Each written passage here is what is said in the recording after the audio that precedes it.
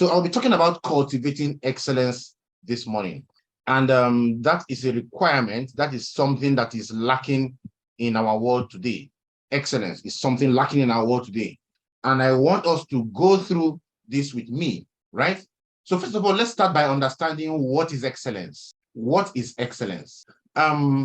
Excellence can be said to be a relentless pursuit of the highest standards, something like that. Excellence can be said to be an unwavering commitment to surpass expectation, right? And the continuous striving for greatness in everything we are doing. That's what excellence is, right? What is excellence? Excellence can be said to be an embodiment of passion. Excellence can be said to be dedication, mastery, right? Fueled by a resolute belief in your own ability and in the relentless pursuit of continuous improvement. That is what excellence is. Excellence is not something that any Tom, Dick, or Harry can get. Excellence is not merely an outcome. Excellence is a way of being. It is who you are. Excellence is not just one direction. Excellence embodies everything. Excellence is that intrinsic drive you have inside of you to push boundaries. It is that intrinsic drive you have inside of you to challenge your limits, to exceed what every other person thinks is possible and what you even think is possible. That's what excellence is. Ladies and gentlemen, I can still go further to tell you that excellence is the harmonious integration of knowledge, skill, and character. And not just that, but one that is guided by integrity, unshakable integrity, relentless pursuit of excellence in all facets of your life. Do you strive for excellence? Do you see excellence as something you need? Because you see, without you striving for excellence, without you going in pursuit of excellence, you might not be able to achieve any significant results in work, life, or business. Excellence is an attitude that you must develop on your own. You must tell yourself, you must make a commitment to wanting to be excellent. You are the one that must tell yourself, you know what? Henceforth, I am going to go in pursuit of excellence in every aspect of my life, or in this, and this aspect of my life. Excellence is that unwavering resolve to leave a lasting impact, inspire others, and create a legacy that transcends time. Excellence is something that if you have it, you will be talked about long after your time. You want to win in our business. It is important you understand what excellence really is. Now, what are the negative effects of lack of excellence in your life? What are the negative effects? Number one is mediocrity. Mediocrity. Without excellence, right? Without a commitment to excellence, individuals, businesses begin to settle for mediocrity. And once you start settling for mediocrity, what do you have? You have performances that are so low. You have stagnant growth. You have lack of innovation. You have people in your organization that are not motivated. And you have a team that is failing where you have mediocrity. Number two, missed opportunities. Because excellence opens doors for you. When you fail to strive for excellence, it leads you to miss chances for personal and professional growth. You lose out. You don't even see the opportunities. The third one is decreased competitiveness. When you don't strive for excellence, there is no competitiveness in you. You begin to sit down and you're one of those who begin to say, I cannot go and come and kill myself. It's just because of the lack of excellence that somebody can say, I cannot go and come and kill myself, whatever that kind of grammar means. In today's competitive world, what differentiates you from others is excellence. Because without focus on excellence, individuals and businesses will struggle because you'll be knocked out of the competition.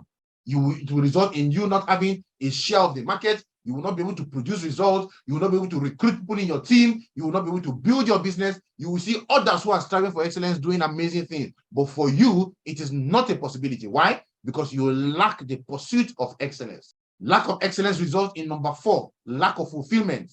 When you pursue excellence, you have a sense of purpose, a sense of personal satisfaction, a sense of fulfillment. When you are not striving for excellence, you feel unfulfilled. You feel dissatisfied. You feel disconnected from your goals. You don't feel fulfilled when you're not going for excellence. The fifth one is stagnation. In fact, I will go forward to not just say stagnation. Stagnation is when you are stuck at a spot. One very terrible effect of lack of excellence is regression. Not just stagnation, regression. You see that you are doing better 2 years ago than you are doing today because you are not striving for excellence. You see, without commitment to continuous improvement, individuals become stagnant and you begin to fall in a rapidly changing world. You fall behind. And this is what's going to lead you to regression. You begin to lose relevance. You begin to decline in performance. Your results can begin to dwindle. And before you know what's happening, you are totally knocked out of the equation. When you don't strive for excellence, you stand the risk of stagnation and regression. Am I communicating? The lack of excellence can be very, very terrible. It leads to number 6, decreased motivation and engagement. Decreased motivation. Let me tell you, when you pursue excellence, it fuels motivation. It fuels engagement. Because you see, without excellence, people begin to experience decreased motivation. And decreased motivation leads to decreased productivity, decreased creativity, decreased commitment to work. Number 7, the lack of excellence leads to diminished reputations. People who are not, going for excellence are people who don't have reputation. Excellence builds positive reputation and credibility. When you don't pursue excellence, what you have is diminished reputation. You lose trust. It begins to increase negative perception amongst your friends, among your colleagues, amongst your teammates. You can no longer be relied on because you're not seen as a person of excellence. Number 8, lack of excellence will lead to inefficiency and wasted resources. Because you see, without focus on excellence, resources can be misallocated. The time you used to train somebody who is going on excellence, who is focused on excellence, you are giving it to somebody who is not focusing on excellence. What do you get?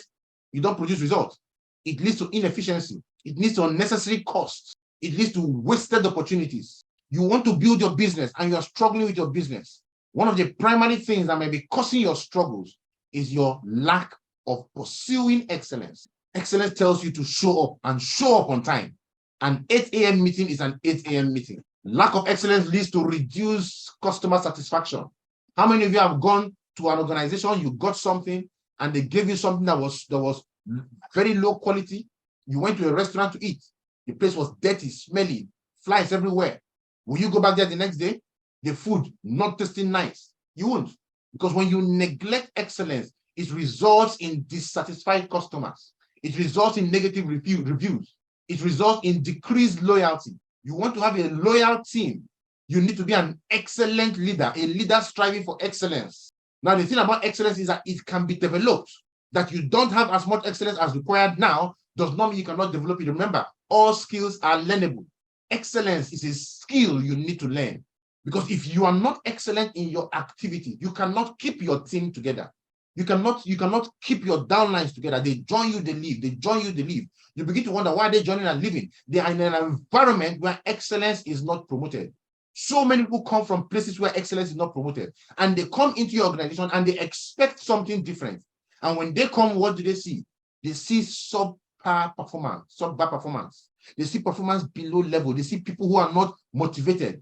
You sign up people in this business who are highly productive people, and they come in, they want to see high productivity, and they see you starting your 8 a.m. meeting by 8:15. How do you think they will feel? Do you think they want to log in tomorrow so that you reduce their excellence level? No, they wouldn't. They like their excellence quotient. They want it to remain high. And because of that, they will not follow you. So customer satisfaction is very, very important because without excellence, you lose it. And number 10, lack of excellence leads to regrets and unfulfilled potentials. Now, this happens over time. Over time, a lack of pursuit of excellence can lead to regret, can lead to a sense of unfulfilled potentials. Individuals may look back and realize they did not maximize their talents. They didn't maximize the opportunities that came before them. See people who joined us in this business. We said, let us make this business grow. Let us train ourselves. Let us do things. And they said, no. They decided to rebel, decided to do things their own way. Where are they today? Many of them have left the business. Many of them are regretting not putting the time to build themselves. See, it is essential you recognize the importance of pursuing excellence. Very important in every aspect of your life. Not just in your personal life, but also in your professional life too. Because you need to avoid the negative consequences. If you avoid the negative consequences, you begin to foster growth, success, and a fulfilling journey as we go through this business. So I'm going to be taking you through what I call the elements of excellence, right? The elements of excellence. And there are 5 elements of excellence, or rather 6 of them. The first one is what I will call clear intentions. The second one has to do with efforts. The third one has to do with direction. The fourth one has to do with execution. The fifth one has to do with vision, right? And the sixth one, which is just, an addition, is trading mediocrity for excellence. So let's start with the first one. Let's look at setting clear intentions. Let's look at the importance of setting clear intentions, the first element. Now, we are not going to go really deep into all these things because that will take us like another 3-4 hours, right? But I will scan over them as much as I can so that you get a grasp of what I'm talking about and go use it for yourself. It is important to set clear intentions for yourselves, clear goals, clear reasons for yourself in different areas of your life, your family, your career, your health goals, your personal growth, your relationship goals, right? If it is not clear, if those goals are not clear, you can't win. When I started this business, I had only one goal in mind. It was so clear. It was because I needed to provide for my family. I was coming from a place of lack. The year preceding the year I joined my business, I had gone through the most difficult cash flow period in my life. My business had crashed some years back. I've been trying to regrow, start a new line of business, and it wasn't going very, very well. But that last year before I got into this business was very, very tough for me. And when I saw this business, I told myself that this goal is going to be for me to never, never go back to how I used to be before I joined this business. That was the goal for me. And that goal saw me go through tough times, through turbulent times, learning the skills to do this business, developing the mindset, developing the systems to help me run this business effectively, developing the tools. For the next 12 months after joining this business, I could not boast of more than 3-4 hours of sleep at night because I was always up, because the intention was clear. Do you know why? Because when you set clear intentions, it provides you a sense of purpose, direction, and focus. It enables individuals to make deliberate choices and take meaningful actions. If you don't set your intentions clear, we call it your why in our business. If your why, your intentions are not clear, you will never find the how to do the business. If the why is not clear, you will never find the how, right? Many people struggle today because their intentions are not clear. Their why is not strong enough. If your why is not strong enough, you will never find the how. I'll give you an example. If I take a plank 3 feet wide and 3 feet thick, very thick plank, and 100 meters long, and I drop that plank on the ground, flat on the ground, and I tell you, walk across the length of this plank, I'll give you 1 million naira. Every one of you will walk across that plank because it's on the ground and take 1 million naira. But if I take that plank and use it to create a sky bridge between 2 100-story buildings, the same plank, it can carry your weight, it's not going to break. I have 2 100-story buildings and I put the plank across. And I tell you, cross that plank, the same plank, I'll give you 1 million naira. I can guarantee you, nobody will cross. Why would you cross? It's the same plank. It's not windy to say that the wind will blow you. No, but why would you cross? You are not going to cross because the reason is not strong enough. The why is not strong enough. The intention is not strong enough to make you take that risk. But if you look at the other building and you see that it is burning, it's on fire from the ground, burning up, and you see your 2-year-old child on top of the roof on the other side, and your 2-year-old child is crying, "Daddy, daddy, help me, mommy, help me," and the building is coming upward, the only way to reach your child is to cross that bridge and bring your child back. I can guarantee you 99.9% of you will cross and bring your child. I didn't even offer you 1 million naira, but you will cross. Why? Because the reason for your crossing is strong enough.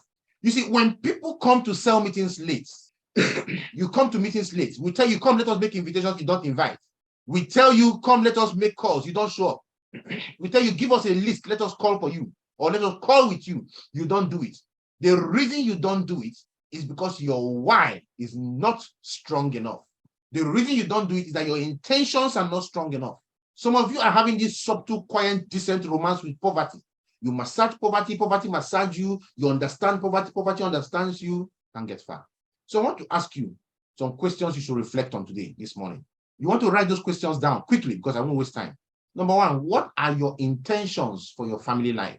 What are your intentions for your family life? What kind of relationships do you intend to cultivate? You can just write it quickly because I won't waste time. Just write keywords. What are your intentions for your career, for this business, for your job, for whatever you're doing? What achievements or impact do you intend to make in that career? Number 3, what are your intentions for your health and your well-being? What habits, what lifestyle changes do you need to adopt? Do you need to start exercising better? Do you need to start eating healthier? Do you need to start eating less? Do you need to start walking up the stairs? What do you want to change? Number 4, what are your intentions for your personal growth? What skills do you intend to learn, to develop yourself? What skills? What are your intentions for your professional growth? Not just personal now. What are your intentions for your professional growth? For this business, what are your intentions for this business? Why did you start this business? What do you expect from this business? What are your intentions for your relationships? What kind of connections do you intend to foster, to grow, to make you become successful? People are not joining you. What kind of relationship do you need to develop so that people can begin to join you? What are your intentions for your relationship? We say contacts lead to contracts, and contracts leads to cash flow. What are your relationship to develop? What are your intentions to develop those contacts that will lead to the contracts that will lead to the cash flow for you? So you must understand this, and you must align your intentions with your values and your long-term goals. What are your values? Your intentions must be aligned with it, because if it's not, you can't do it. Because see, when your intentions are aligned with your personal values and long-term goals, you begin to experience a sense of coherence and fulfillment. So what are those values that you hold there? Those intentions must tie with it so that you begin to have that fulfillment. Because you see, your goals and your value will act as a guiding principle that will help you make decisions and prioritize action. Somebody sent me a voice note yesterday, and I was listening to that voice note. And it was a pastor talking about, I was talking about not wanting to join the business. He doesn't have time, he's busy, he's this, he's that. And I had to help the man. I did a voice note, and I used that to help him see things from a different perspective. Because you see, if what you're asking the person to do does not conform with the person's values, they won't be able to push in. They won't be able to go for it. So what you want to do as much as possible is to see how to help people align their intentions with their values in line with your business and produce the results you require. It will make them prioritize action. People have time. Everybody have time. They only make time for what they consider important, right? So the first one is what? Clear intention. Set clear intentions. The second one is cultivating sincere efforts. Cultivating sincere efforts. Now, it is one thing for the intention to be right. It is another thing for you to put in the effort. Because you see, the concept of sincere effort is very, very important if you must pursue excellence. What is sincere effort? Sincere effort is genuine commitment. Sincere effort is dedication to doing the activity. Sincere effort is wholehearted engagement in your endeavor, in whatever you are doing. You cannot win in this business without sincere effort. Not win. I remember during the lockdown, I watched a video we were talking about Elon Musk and how his business life has been, his journey through starting PayPal and everything, how he bought over Tesla, and how the company always went bankrupt. They were having debt problems. He now started SpaceX, his rocket company. He actually learned rocket science through reading books and watching YouTube videos, and went into all those things and, doing the rocket business. And he said he never had the time to do his business how NASA, right? The American Space Agency does their own rocket designs. If NASA is doing a rocket design, they bring in their mathematicians, physicists, everybody, they put them together, they design everything to the last bolt and nuts. They calculate everything before they launch a rocket, and they launch one and it's successful.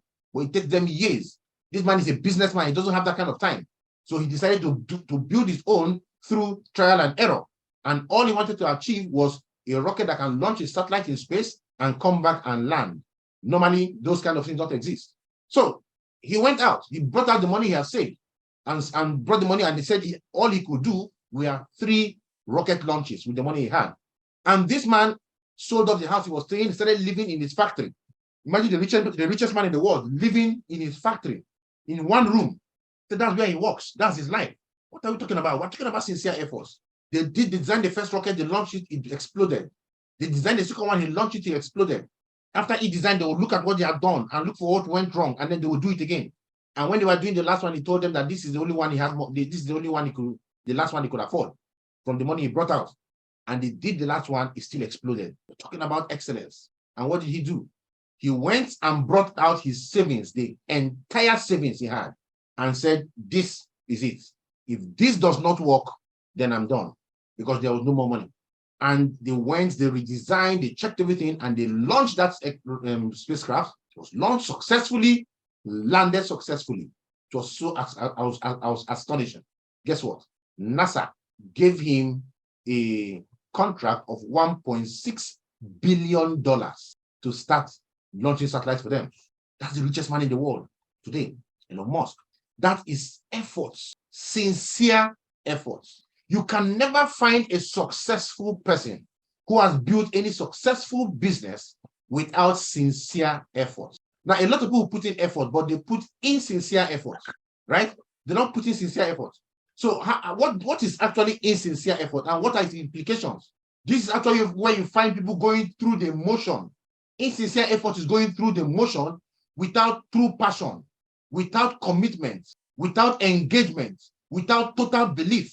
And that's what you find with a lot of people in this business. Their efforts are not sincere. They are coming in, they are doing what they feel they can do. But guess what is happening? They're not producing results. And what causes insincere effort can be lack of alignment with personal values, like I mentioned earlier. It might be disengagement. Somebody is just totally disconnected from the vision. It might be fear of failure, fear of loss. So you want to take today and look at your business and find out for yourself where you are not putting in sincere efforts and change. Because for you to be committed to excellence, you must put in sincere efforts to produce the results you want for yourself. You must cultivate passion and purpose. Very, very important. You must have a passion for what you do. You must find things that will make you like and love what you do. So you want to do self-reflection. Do a self-reflection on yourself and look for what you love, what you like to do, what propels you. Look for it. You want to explore your personal strengths. You want to find a meaning to wake up in the morning. You want to find a reason to wake up in the morning, to go out there and walk. Find something that turns you on anytime you think about it.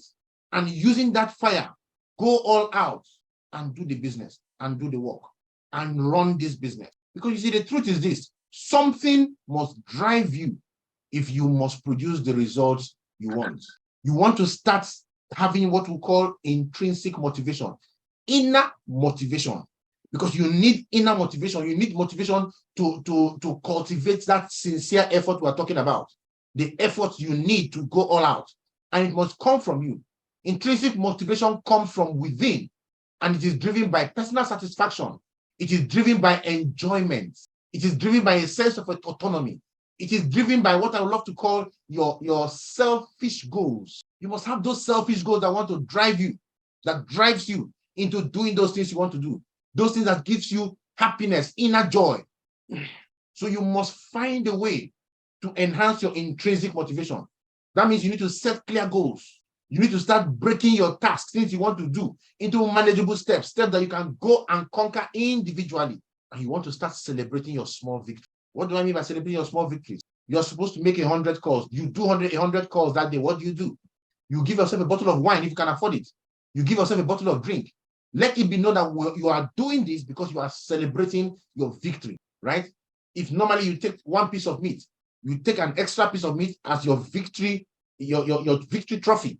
By the time you're done finishing your food, you pick your victory trophy and you tell yourself, I am giving myself this extra piece for doing my 100 calls today. Celebrate your small victories. They say the Agamanis have said that if I fall from the top of the Iroko tree to the ground and nobody praises me, I will nod my head and celebrate myself.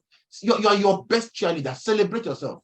Don't wait for the world to celebrate you. Celebrate your small victories, and you see yourself achieve bigger victories. You must understand that obstacles and challenges are going to hinder your sincere efforts. You want to put in the efforts. You're going to have obstacles and challenges stand in your way. You must be able to start building resilience. You need to start building resilience. You need to start seeking support from people who have gone through what you are going through. And you need to start reframing setbacks. What is reframing setbacks? It means that when something wrong happens to you, you want to step back and look at that thing that happened to you from a different perspective. That is reframing setbacks. Some time ago, I had an occasion where my account was flushed. That was me losing hundreds of thousands of points that could potentially become money for me. Now, a lot of people have had flushing happen to them and they just abandoned the business. But when I had those experiences, I've had that experience a couple of times. But the last one that happened, I sat back and instead of crying about what happened, I looked at this as a challenge. I looked at this as the work of God, as the hand of God in my business, telling me, okay, you need to start building these other angles in your business. And with that, I felt satisfied. I felt fulfilled. And I felt it is time to go all out and rebuild parts of my business that I had not been building. And when I had a conversation with my upline, Ambassador Mike, he said, I should look at this. And in fact, he said, it is the work of God that thing happened. I should be thanking God that it happened that way. And it was what's the English? For me, it was conforming with my thought process that yes, it was the hand of God, a validation of my thought process. Yeah, that was the English I was looking for. So you see, when obstacles come your way, instead of looking at them as a problem, you want to start, looking at them as from a different perspective. Look for the greatness in every problem. Look at every problem as an opportunity for you to shine, as an opportunity for you to become better than where you were before. And you need to make a commitment to sincere efforts. Make a commitment to sincere effort every aspect of your life as much as possible. And write that down, right? Write down specific actions, write down specific behaviors you want to commit to implementing. Write it down today. Is it attending cell meeting on time? Write it down. I commit today to start attending cell meeting on time, right? That's an effort you want to put, sincere effort. I commit today that 8 a.m. will never meet me outside cell meeting. Write it down. If you make that kind of commitment, you will set your alarm for 7:50 a.m. or 7:55 a.m. You will set your alarm so that it will remind you of every cell meeting. Make that commitment. Many of you want to be attending cell meeting on time, but you never remember. Why? Because the commitment is not there. When the commitment is there, you will fix the alarm to keep on reminding you. Make the alarm. Set the alarm. Make a commitment to making invitations. Make a commitment to making follow-up calls. Make a commitment to learning the skills. Make a commitment. So the first thing we talked about was clear intentions. The second one was efforts. The third one we're going to talk about is direction. Intelligent direction. Intelligent direction. Intelligent direction is our ability to set priorities, our ability to make informed decisions. It's our ability to effectively manage resources. That's what intelligent direction is. It's our ability to focus and go in the direction of our goals. You say where focus is, there energy flows. When we talk about intelligent direction, we're talking about strategic planning. We're talking about goal setting, right? Because these are the things that we need to do to ensure focused results, to ensure focused efforts and maximize our results. Very important. Intelligent direction means setting priorities and effective time management. The last time we talked about time management in the training we did. We have to think about how to set our priorities right. And these priorities need to align with our intentions. We all know what we call the 80-20 law, right? The Pareto principle. The 80-20 law says that 80% of people will give you 20% of your results, and 20% of people will give you 80% of your results. So what does he say? He says spend 80% of your time working with 20% of people who will give you 80% of your results, and then spend 80% of your time working with people who will give you 80% of your result. What that simply means is put your time where it pays you the most. Very important. Put your time where it pays you the most. Now, that is a Pareto principle, 80-20 principle. We use it a lot. So instead of wasting my time with 80% of people who will give me 20% of my results, I better put 20% of my time with the 80% of people. I better put 80% of my time with 20% of the people who will give me 80% of my result. Very simple. Another way you can prioritize is through what is called one of a process that was designed by a former US president, right? Eisenhower. And this is called what is called the Eisenhower matrix. What is the Eisenhower matrix? There are 4 quadrants, right? Just like we have the cash flow quadrant. The first quadrant are things that are important, are urgent, and important. Things that are urgent and important. You want to put them first in the first quadrant. Urgent and important things. These are tasks that require immediate attention. Immediate attention. And they will give you, and they have significant consequences if they are not done immediately. These are tasks that include your deadline, includes crisis, includes emergency. They occupy that things, that first task. They are urgent and important. Then the second category are things that are important but not urgent. First one, urgent and important. Second one is the second quadrant are things that are important, but these things, even though they're important, they are not urgent, right? They're important, they are not urgent. Some things like your long-term goals, your personal growth journey, your strategic planning, right? Goal setting, skill development, relationship building. These are things that will take time to grow, but they are important, but they are not urgent. You schedule them, right? So these kind of tasks should be prioritized and scheduled to prevent them from becoming urgent. And then they now become things that go into category 1. Because if you don't develop the skills now, don't start working on it now, guess what's going to happen? There comes a time when somebody demands someone with that skill set. Now it is important, and now it is urgent, and you don't have it. The third quadrant are things that are urgent but not important. Urgent but not important, right? These tasks demand immediate attention, but they don't contribute significantly to long-term goals and priorities, right? They are urgent, but they're not important. Examples are unnecessary meetings, phone calls, unnecessary phone calls, emails. You see someone that comes into the office, and then what they want to do, they want to start checking emails, when there are more important things to do. You come into the office as a full-timer in our business, and instead of making the core calls that are important and urgent you need to make, what do? You start going to see who you can discuss with today. You start going to buy food. You start going to do things that are unnecessary. And the last categories are things that are not urgent and not important. These are basically what we call time-wasting values, time-wasting activities. Keep them. Those ones are things that you shouldn't pay attention to, right? You can only go to them when there is nothing else to do, when you are done with everything that you need to do. Things like excessive social media, aimless web browsing, trivial discussions, distractions, TikToking, Facebooking, Instagramming. Anytime you see your neck is bent, nothing of value is being produced by you.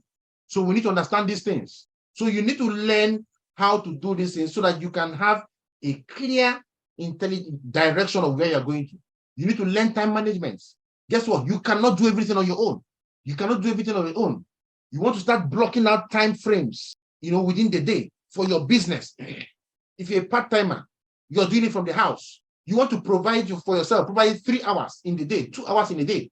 Put a table at the remote corner of your house. Sit in front of that table for that 2 hours and do activities that concerns the business. That is not time to be hanging out with your husband, with your wife, your children, to be discussing with them. That is your business time. The reason many of you are not producing proper results in your business is because you don't have time for the business. You are doing your business anywhere below face. I tell you, you want to win in this business. If you don't have a table, you are not going to win in this business. Nothing more, nothing less. If you don't have a table, even if you don't have a space in your house, provided you sleep in a room, go and buy a plastic collapsible table. Go and buy a plastic collapsible table. If you don't have something of that as a minimum, you cannot become successful in the business. Because it's a business, you must sit down and do the business. Take 2 hours in a day. Remove your bed. Take your bed to one part of the room and then put that table at a corner. Close the door. Let every other person do some other thing. Sit down on your table for 2 hours, 3 hours, and make the required calls and build your business like the CEO you are. You want to start delegating things that that needs to be delegated should be delegated. You must not do everything yourself. You want to know what is what and what is minimum wage activity and run away from it. Let people do those things for you. You want to minimize distractions so that you can focus on what is important. Those things that are important are those things that are urgent, right? Very urgent. Go get them done. And very important, urgent and important tasks, get them done. You want to start making informed decisions. That's very, very important. When you are going into intelligent direction, you want to make informed decisions. You want to be able to gather relevant information. You want to start considering alternatives. You want to evaluate potential outcomes. What is the alternative of not making your calls? What happens? What are the consequences of not making those calls? You want to start making those kind of choices, informed choices. Informed choices come through properly seeking information. You go all out and get the information you need. Because when you get the right information, you are able to make the right decisions. You want to commit to continuous learning and skill development. To achieve excellence, you must be learning. You must be in continuous learning mode. Acquire new skills. Hone existing skills. When you acquire new skills and hone your existing skills, sharpen your existing skills, it's going to contribute to your ability to skillfully execute your business. You need to start executing this business skillfully. You don't execute this business in any way. Anything that happens, you must skillfully execute your business. All skills are learnable. You must develop mastery in your field. You must go all out to develop mastery in this field. Read books. If you have not read Business of the 21st Century by Robert Kiyosaki, if you have not read GoPro by Eric Worre, if you have not read The Compound Effects by Darren Hardy, if you have not read Prospecting Rules by Ross McNeil, if you have not read Your First Year in Network Marketing by Mark Yanel, and of course, if you have not read our Success Manual and Image Scripts, you are lagging behind in the skill sets you need to develop yourself. I want to tell you, the Success Manual or the Image Script is a core script, is a core booklet you need to get and read so that you develop the basic skill sets you need to start running your business. And you stop running your business like a quack.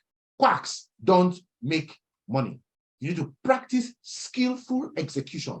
Break your task into manageable steps and go for it. You need to maintain focus and you need to start seeking feedbacks. Whatever challenge you face, as you go through these things, work on those challenges. Work on those challenges. Are we following? If you're getting value, go to the chat room and type value, right? And you have to start effectively planning your business, planning your day, planning. And you need to start learning how to make effective decisions. Because the truth is, effective planning and decision making will lay the foundation for successful execution. Because you want to go and execute skillfully, you want to go and execute successfully, guess what? You must have a plan. You must have a plan. You must integrate the concept of intelligent direction and skillful execution in your daily lives by setting clear goals, by making informed choices, and by implementing focused action. If you do this, a lot will begin to fall in place for you. What we are talking about today is excellence, how to cultivate excellence. And you want to have the fifth one, a visionary mindset. A visionary mindset says, I see obstacles as opportunities. Go to the chat room and type what it says. I see obstacles as opportunities. Today, the fuel subsidy has been removed. Are you seeing it as an obstacle or are you seeing it as an opportunity? Are you seeing the challenging times ahead as an opportunity or as an obstacle? When COVID hits, a lot of people saw obstacles, they saw problems. We saw opportunities. We went into COVID and many of us crossed the 10 million naira monthly mark in this business during COVID. While people were asleep at home, nothing to eat, going hungry, people were making from the comfort of their homes 10 million naira every month and more because we saw opportunities. We tell you that our business thrives in recession. Today, there's challenges all over the country. Cost of things are going up. Cost of surviving is higher in Nigeria today. What do you see? Are you seeing a problem or are you seeing an opportunity for you to grow your business so that people now come in and say, you know what? I need extra income in my life. My salary has not been increased, but my house rent has gone up. School fees has gone up. Transportation has gone up. Medical bills has gone up. That means I need an extra income source. A lot of people will become more open-minded now than they had been before because times are tough. Remember, tough times never last, but tough people do. For a tough person to last, that person must have a visionary mindset. You must understand the visionary mindset. because it's very, very significant in your personal and professional growth. The visionary mindset is your ability to see beyond immediate challenges. The visionary mindset is your ability to think creatively. The visionary mindset is your ability to embrace possibilities. That is what the visionary mindset is all about. If you can hear me, type 1. On Ambassador will be with us shortly. All right, can you hear me now? Yes, sir, we can. All right, I was thrown out by the network. All right, I was talking about the visionary mindset. And I said that the visionary mindset is your ability to see beyond immediate challenges. It's your ability to think creatively. It's your ability to embrace possibilities. That's what the visionary mindset is all about. The visionary mindset allows you to perceive obstacles as opportunities for growth. It allows you to, whenever you're having problems, obstacles, difficulties, what you are seeing is not a problem. You are seeing an opportunity for growth, an opportunity for innovation, an opportunity for achievement, an opportunity for expansion, an opportunity for breaking barriers. The visionary mindset allows you to see where others don't see. No wonder the Bible says, my people perish for lack of vision. The Bible says that blessed are those who have not yet seen but believe. You know why they have not seen? It's not as if they are not seeing. They are seeing with their mind, with the eyes of the mind. The visionary mindset, and as I was saying, before the network threw me out again, allows you to, the Bible says, blessed are those who have not seen but believe. It means that people have not seen physically with their eyes, but they are believing because they have insights. They have sights, the insights. They are seeing with their mind's eyes. That's what is called insights. If you want to win in business, you must have insights. Nobody goes to open a business and he doesn't want to grow. He doesn't want to expand. Everybody who's going into business is going to new business because they want to grow and change their life. They are seeing something in the future for themselves. But you must see it clearly before you can attain it. I want to give you, to round this up, I will be talking about how to turning challenges into opportunities, right? And I will give you an advice. There's a video I want you to go look for in YouTube. Look for a video in YouTube, The Undercover Billionaire. The Undercover Billionaire tells the story of billionaires, right? Who were given $1. They gave them an old truck, took them to a state where they've never been to a city they've never been to in the United States, dropped them there, collected their credit cards, collected their every access to the world, their phones, everything, and they only left them with $1 and changed their name. They disguised them, and they are supposed to create $1 million valued business, a business valued at $1 million within 90 days. Go and watch that video, The Undercover Billionaire. About 4 videos. I would ask you to particularly find the one by Grant Cardone and watch, and you will see how opportunities, how challenges are turned into opportunities. I watched that video during lockdown, and it changed my life. I watched that video about 2 times. Go and watch that video. I'm still watching it again. It will change a lot of things for you. So you have to start reframing obstacles and setbacks. It's a very powerful thing. If you want to cultivate a visionary mindset, you have to start shifting perspective and finding alternative meanings in difficult situations, like I told you initially. When things happen, you don't just look at it at face value. Hey, this person did, this person did. No. Look at it, find something positive around it, and use that to your advantage. You have to start developing resilience and adaptability. Resilient people are the only kind of people that bounce back from setbacks. And this is possible because they maintain a positive outlook. You want to be going for your goals. You have to start cultivating the growth mindset. You have to start practicing self-care. You have to start looking for support, because these are the things that will help you build resilience. You want to start going to the gym, just doing exercises, because these things help you build resilience. First, go down on your knees and flat on your tummy and do 5 push-ups. Do 5. Keep on doing it. Then move to 6. That's you building resilience. Move to 7. Move to 8. Even if you don't succeed, you are pushing the boundaries. One day you will break through. And finally, we'll talk about trading mediocrity for excellence. I'll get done with this fast. You see, excellence is not an accident, right? Excellence is not an accident. If you see excellence as an accident, you will never get it.